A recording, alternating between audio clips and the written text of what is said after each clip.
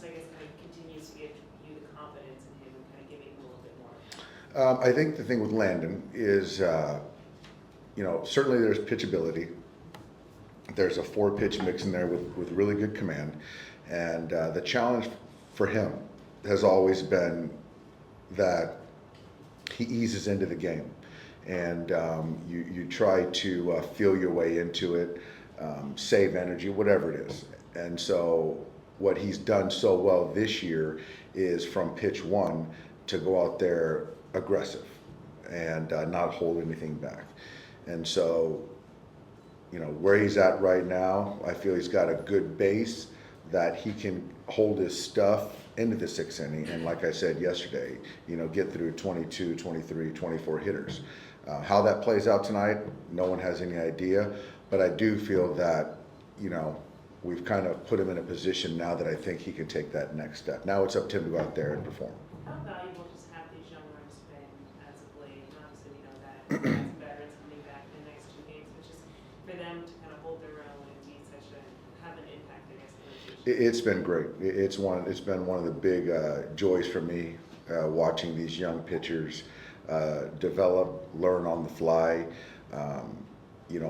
with a club like ours. And so it's been a lot of fun. And these guys are very mature.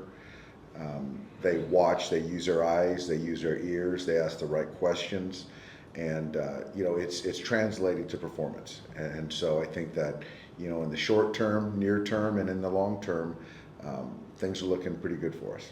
So do you technically have a 6-man rotation right now? Is that kind of how you Technically right now, but I don't think we're trying to get too far ahead of it. Obviously, we got Landon going tonight. Then we've got Glass and then Kirsch. So both those guys coming back, and then you've got Stone going on Friday, and then we'll kind of figure out where we're at there. Could you, especially as it pertains to someone like Glass now and some of the other guys you're going to have to manage innings-wise a little bit, does it make more sense to have a 6-man rotation the rest of the year? Or can you kind of go with the same way you have been and accomplish that? I think we can do what we've done. I think that the 6-man, a lot of it is predicated on the schedule. And when you have consecutive days, 10, 13 days in a row, after this stretch, we're going to have some off days coming. So then you start to kind of put yourselves in a position, the pitchers in a position where they get too much rest. So there's a consistent routine part for the guys that are in the rotation. So that's sort of the balancing act of that. So does Ryan make another start? Possibly. We'll see. He's on the roster right now, and like I said last night, he's doing his day 1. And tomorrow, I don't know if his pen is day 2 or day 3, but then he'll go about doing that, and we'll kind of figure out where we're at with the pen, and there's some other variables that matter. With these young guys, do any of them figure as a possibility in the bullpen, say down the stretch or in the postseason? I think, certainly with the injuries that we've still have with the pen, I think anything is on the table. And I think each one of those guys would be and should be open to whatever role that we have for them going forward.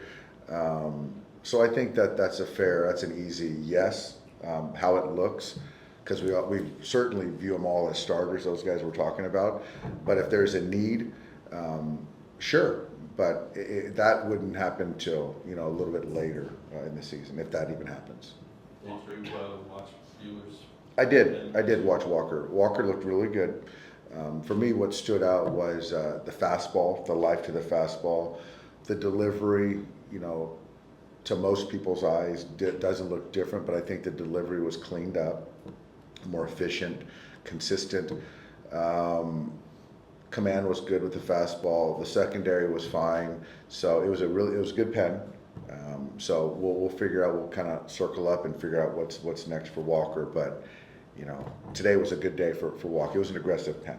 Is it likely that he would throw to hitters before? I think likely would probably be a rehab. Go out on rehab. And Yamamoto was out there throwing. I saw you were watching very closely along with a number of people. I didn't see Yoshinobu today. That was No, that was a different short guy. I was in the pen. Yeah, exactly. No, I didn't see Yoshino, but from what I have heard, he's stretching it out, and it's been good. Just waking up today, and obviously more people were talking about what Teoscar Hernandez is doing. You know, just going back to January, just did you think when you guys signed to that one-year deal, he would make this kind of impact for you guys? No, I didn't. I couldn't be. He's one of my favorite guys I've ever been around. And then now you talk about the performance on the field. I've referenced, a couple months ago, he reminds me of Manny Ramirez in the sense of hunting runs batted in.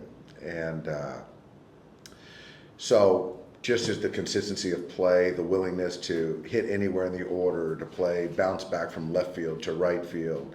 Every day's a good day, every day's a new day. And there's certain players that like to be in big spots and are not afraid to fail. And there's other guys that don't like to be in those spots. And they'd like the guy in front of them to get that big hit. And so Teoscar's a guy that he wants to be that guy in the batter's box when the game's on the line. Thanks, guys.